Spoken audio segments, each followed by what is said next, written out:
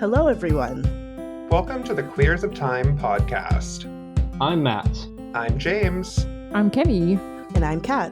And this is a podcast to talk about all the gay stuff in the Wheel of Time. Because we're gay and we like the Wheel of Time.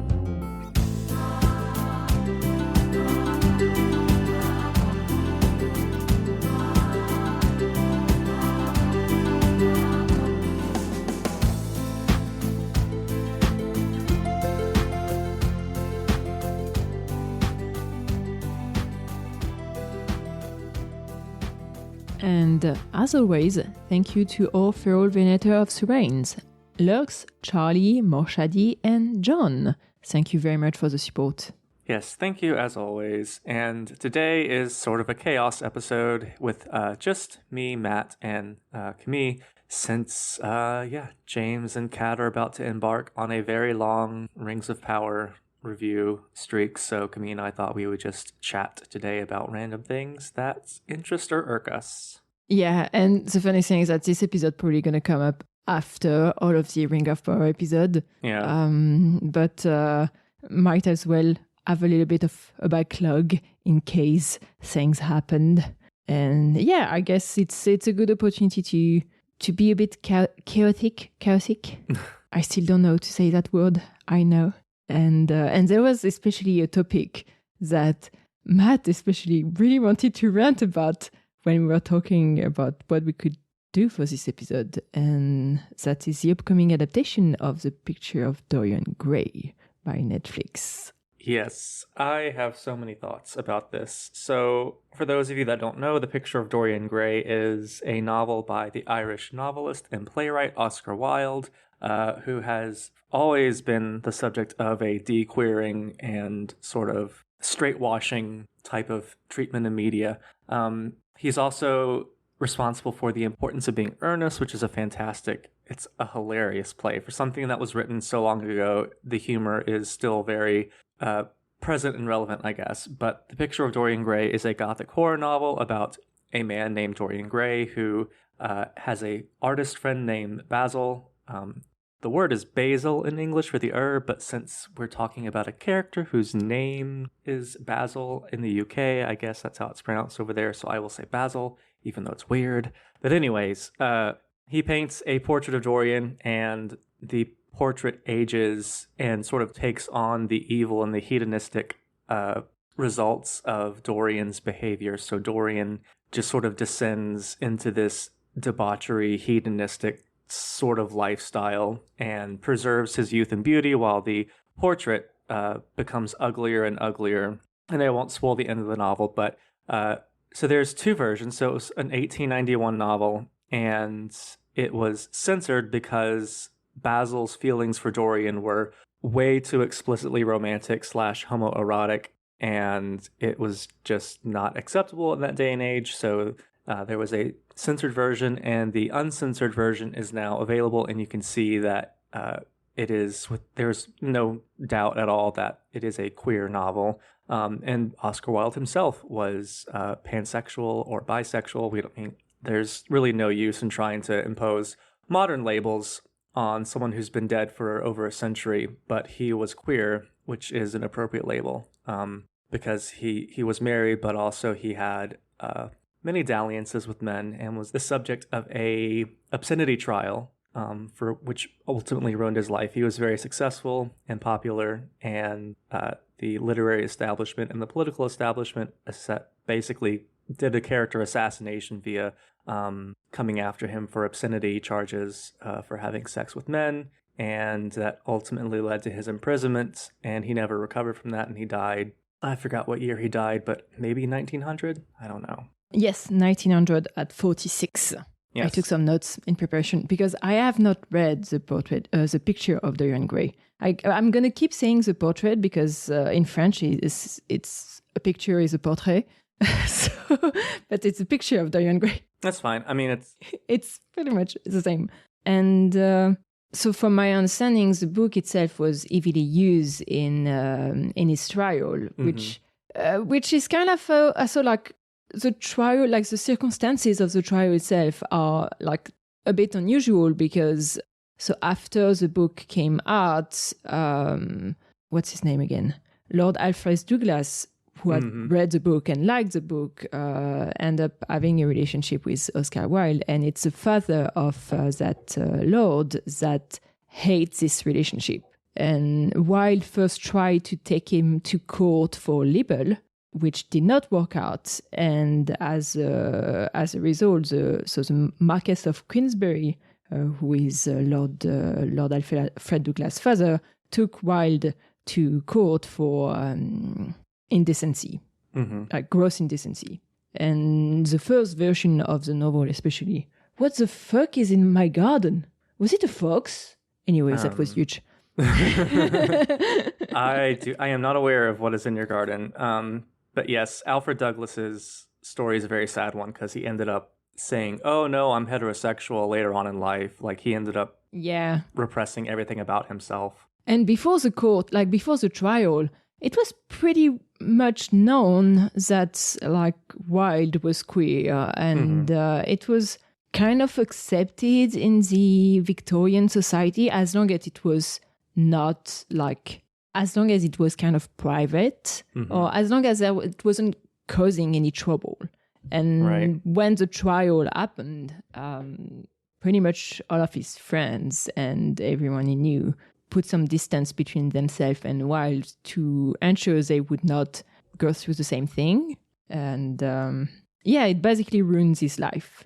Yeah. The story of Oscar Wilde just pisses me off, but it's like like I said, he never recovered. I mean, he did write letters from prison that are published as De Profundis, which are considered some of his best works. And his literary legacy has lived on far beyond his haters, as we would call them today, but it still upsets me that he had such a career and he was so brilliant, and he was essentially brought down and not killed, but it's sort of those, it's one of those like gray areas, because like he wasn't killed by anybody, but like what being in prison did to his health and losing his friends, like he lost the will to live. So like it was, I don't know, it's a gray area. It wasn't murder, but it certainly led to his death. So yes. I mean, and he was in prison, like not in prison, but like in forced labor for like 2 years or something like that, which is nothing, especially at the time. Yeah.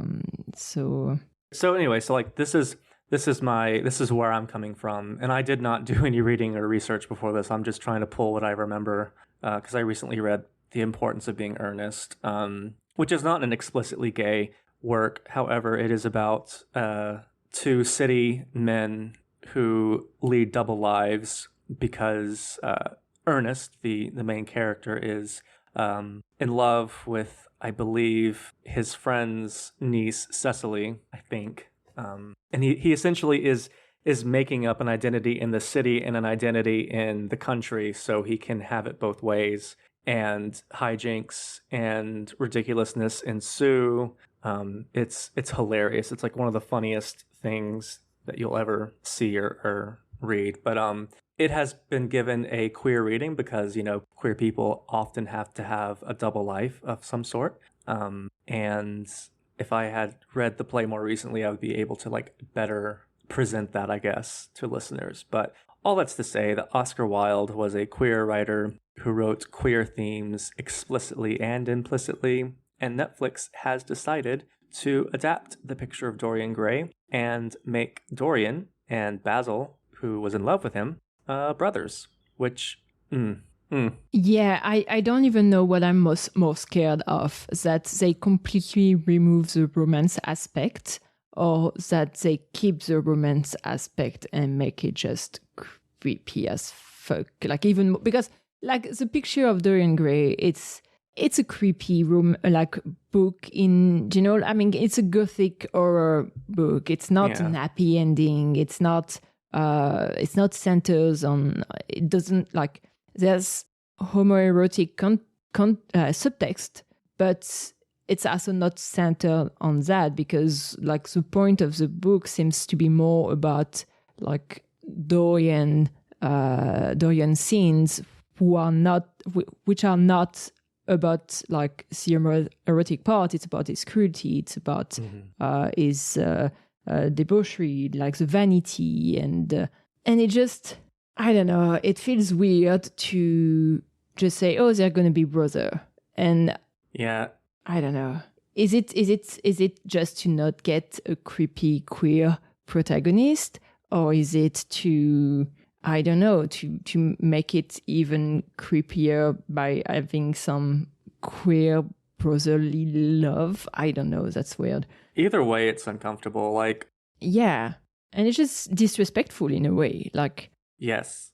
considering how the homosexual aspect of this book, what led to like Oscar Wilde's life, how it impacted his life, it's Yeah. just rude. There really shouldn't, like, any adaptation of Dorian Gray that's true to the source material shouldn't be a happy, romantic, happily ever after type of thing. But I still, so like Dorian is, it's been a while since I read the novel. I don't believe that Dorian is explicitly queer, but Basil certainly is. Yeah.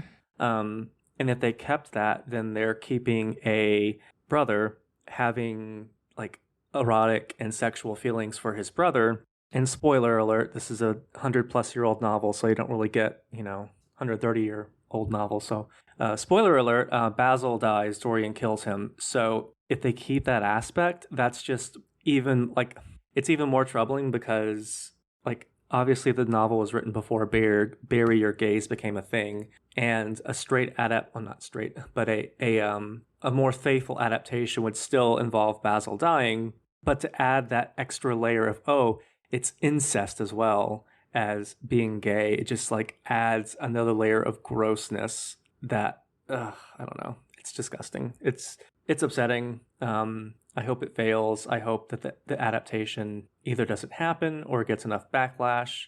But really making them brothers, either you're going to keep Basil queer and have these feelings for Dorian, in which case it's just associating queer people with aberration type attraction. It's the same thing like, what's to stop if you can get married to whoever, what's to stop you from marrying your cat? Like, it's that sort of thing. Like, it's connecting queer people to this sort of aberrant behavior. Or if they just make Basil heterosexual, then it's straight washing. So either way, they really fucked this one. Yeah, what I'm afraid of is one aspect of the novel, of the original novel, that was very controversial was this homosexuality because of, the Victorian era and how it was not accepted. And I'm afraid that in those writers, like in the showrunner's mind, they thought about this novel and they were like, well, homosexuality is not particularly creepy anymore, so let's find something that is creepier. And I hate that. Like, we're still, like, I don't know. It's there are ways to like up the creepiness factor without demonizing queer people. Like, essentially all you need to do is like have a situation and remove one person's consent from that situation and it becomes creepy. Because if you really think about it, all the things that we think generally as a society are bad involve a lack of consent. Like murder, like a person is not consenting to be murdered. Sexual assault, obviously that one's very obvious. Theft, a person doesn't consent to having their money taken. So like consent is really what boils down in a lot of situations of crime and bad acts. So there's so much that they could take in a modern adaptation without being shitty to queer people. And also, like, especially if in the novel itself, like, Dorian is a non-queer person that is, like, not bad, but that is going down a wrong path in a way. Mm-hmm. Like, having Basil being his queer friend who has a non-requited love for him and that doesn't go further than that, I mean, that would be okay-ish. You don't need to make it creepier than that. Like, it's right. It's fine to have a friend that likes you and you don't.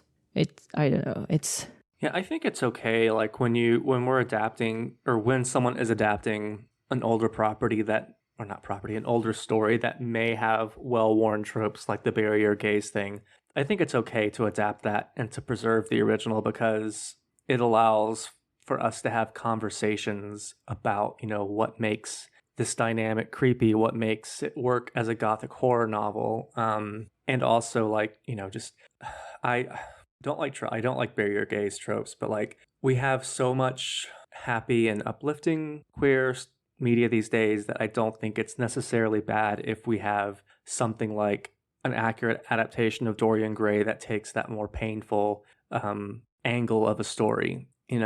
If especially because it's the way that Basil is treated isn't homophobic. It's not like killing him off is going to feed into this cultural idea that, oh, queer people must die in order to have value to the heterosexual character, because Dorian, the ostensibly heterosexual character, like falls down this well of depravity, and the death of his queer friend is like one of the worst things that he does in the novel. So like there's conversations to be had when queer characters have tragic endings in media, and Dorian Gray was a good place to explore that. But nope, they've chosen to make it weird. Yeah, and like, so the Picture of Dorian Gray is a story that has been adapted a lot because it is a famous story. It has been adapted to a theater, movie, and so I was trying to see whether there were any like famous previous adaptation, and one of the most renowned one apparently is a movie from 1945, and who apparently won an Academy Award, which good for it.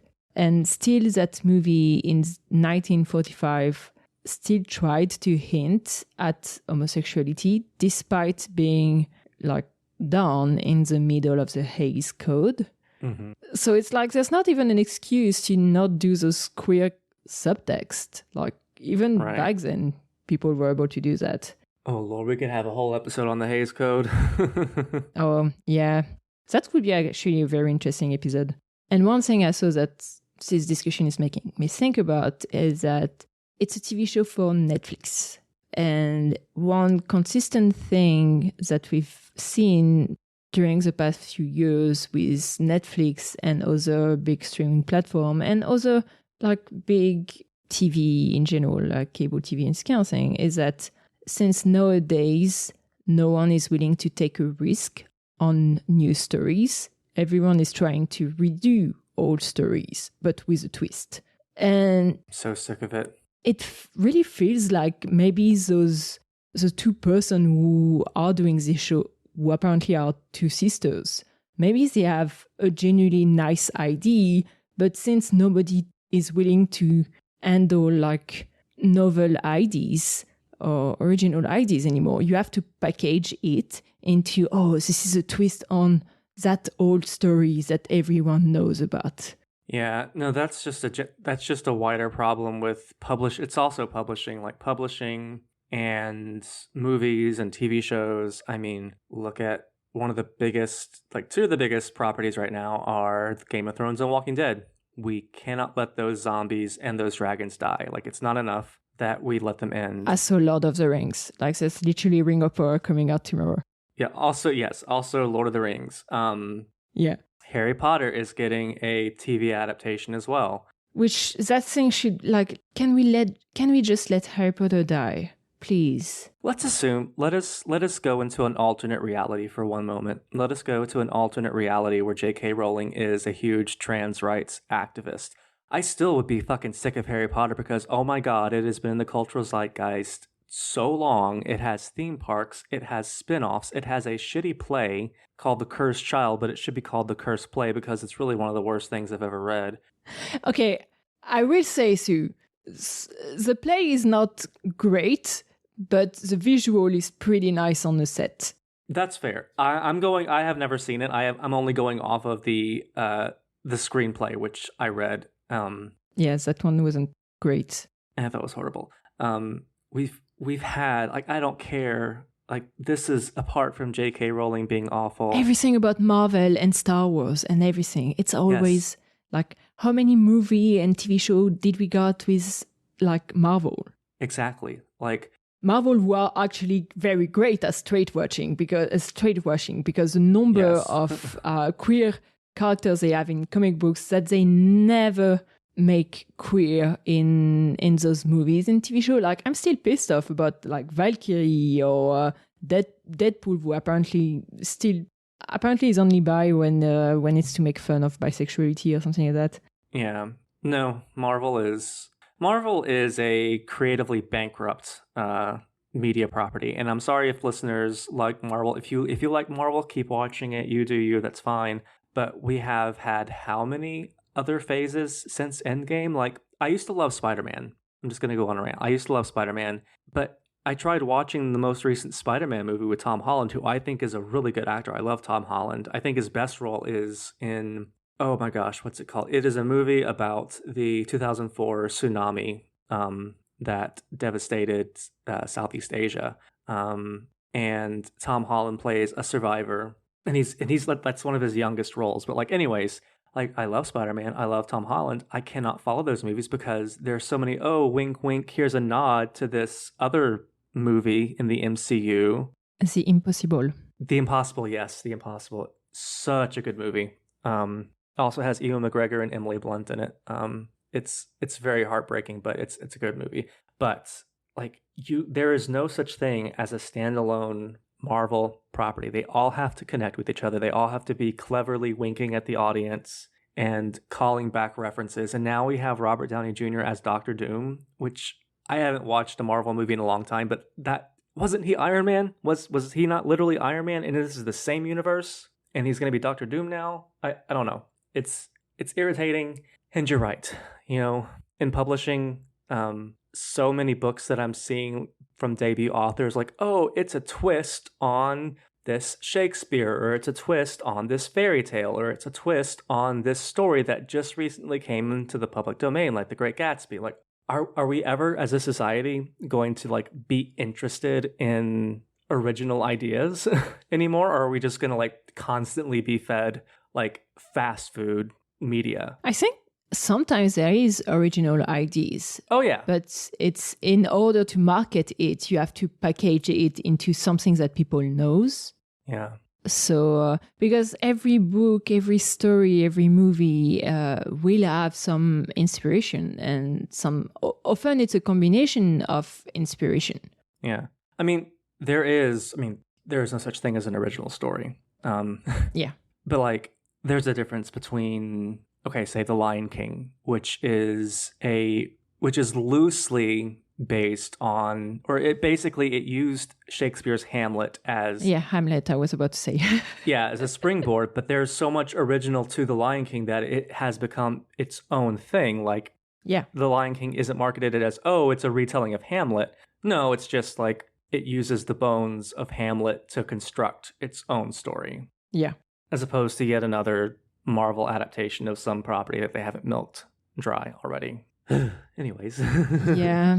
And I feel like maybe it shouldn't be surprising to us regarding Marvel, because when you look at Marvel comics, it's something that have been there for decades and decades. And I'm sure there's original stories within comics, but overall it's always, oh, you take the same superheroes and or something I changed, so you're retelling a story that maybe you have already heard, or you are, oh, that person was supposed to be dead, but now there's a change, so now that person is alive again.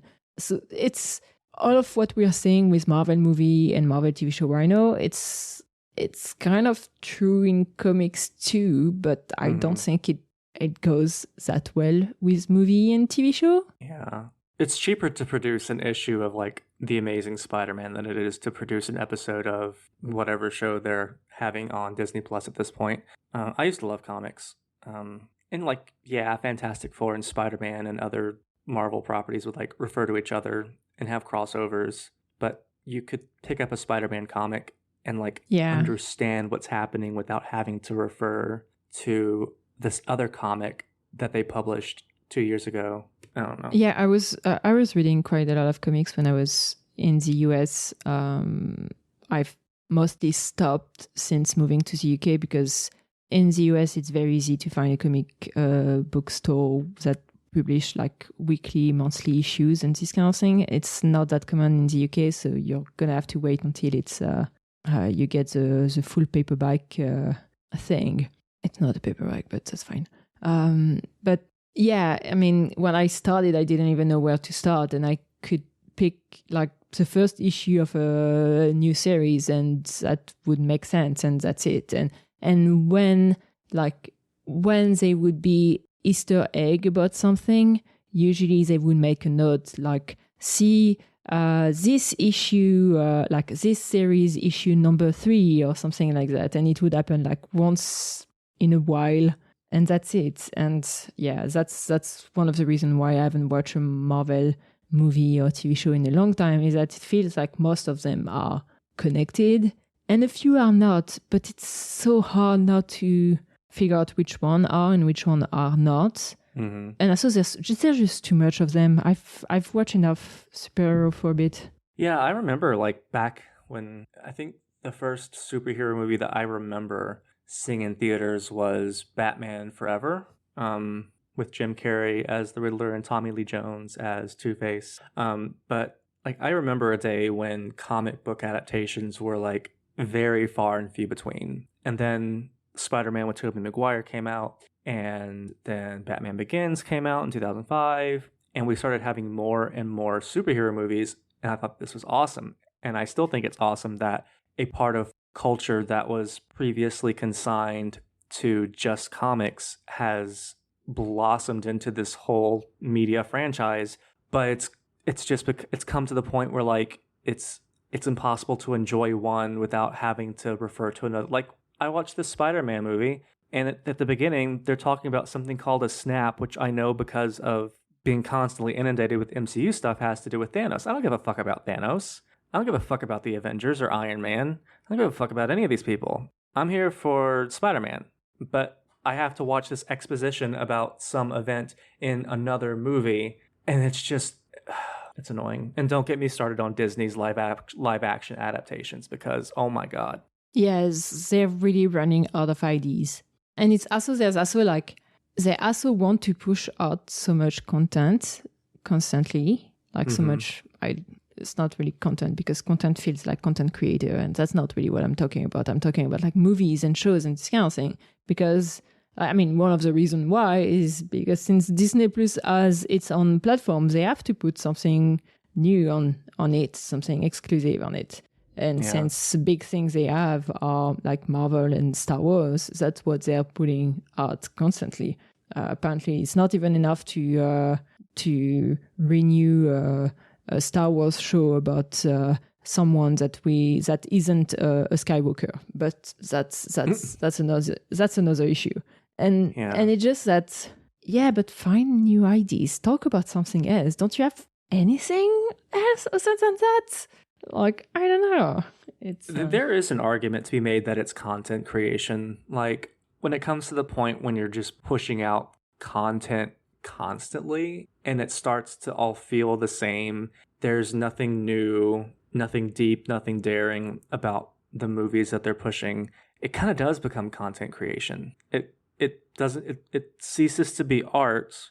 It ceases to be a movie, a film, a book, a novel, a poem, and it's just content. It's content to consume, to binge, and then you move on to the next thing. Yeah, especially with Marvel, when they're basically planning their upcoming movies and they have to be released in a specific order and at those specific time for everything to match all together well. And I'm like, yeah, but sometimes it's nice when you have a movie that is being produced and you don't know whether it's going to last, like whether it's going to take 2 years or 4 to produce, because sometimes it takes more time, and that's not going to change all of your schedule. And so you're not going to underpay a bunch of VFX folks to work way too many hours a day and the weekends to finish that movies that you decided is going to be coming out at this day, and that's it. Yeah, I mean, and the thing is, there is a lot of like really cool stuff out there. So I've recently been trying to get back into physical media, because with everything going on streaming and platforms, and they can just like, oh, Disney decides that this is not going to exist anymore, well, it's gone. So I've been getting into like physical media, and I got this movie from the Criterion Collection called, I'm trying not to butcher this, Ayamofe, or This Is My Desire, which is a Nigerian film made by Nigerian filmmakers who are brothers. It is not a fast-paced Hollywood banger. There's no clever references to other media. It's just a story about two people in Lagos, which is the largest city in Nigeria, and it is about them trying to immigrate, one to Italy and the other to Spain.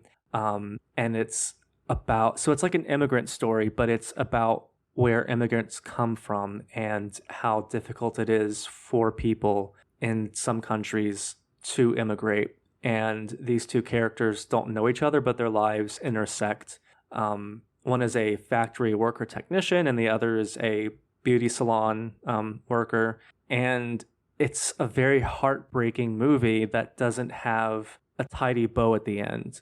It's life throws obstacles in their way, and they may not be able to achieve their dreams, but they find ways to shift their dreams and to shift their goals in a way that allows them to live a life that they're okay with. And it's a really beautiful movie. And that would never get made in Hollywood because it's not the MCU. It's not Lord of the Rings or Star Wars or Harry Potter. It's yeah. And for anybody who's listening, the movie is spelled EYIMOFE.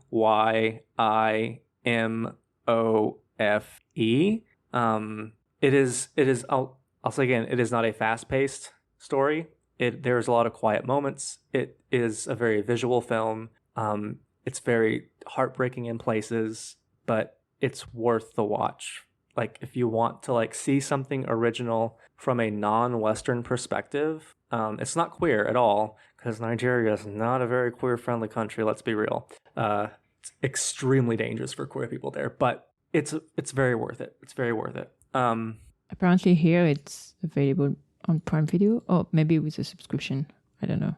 Yeah, I think it's available on streaming service. It's available on some streaming services or something. I honestly got it because the cover of the Criterion DVD or the Blu-ray was just oh, this is gorgeous artwork, and I need to see the movie that corresponds with this beautiful artwork. So sometimes you can judge a book or a movie by its cover. I do not have a DVD player anymore.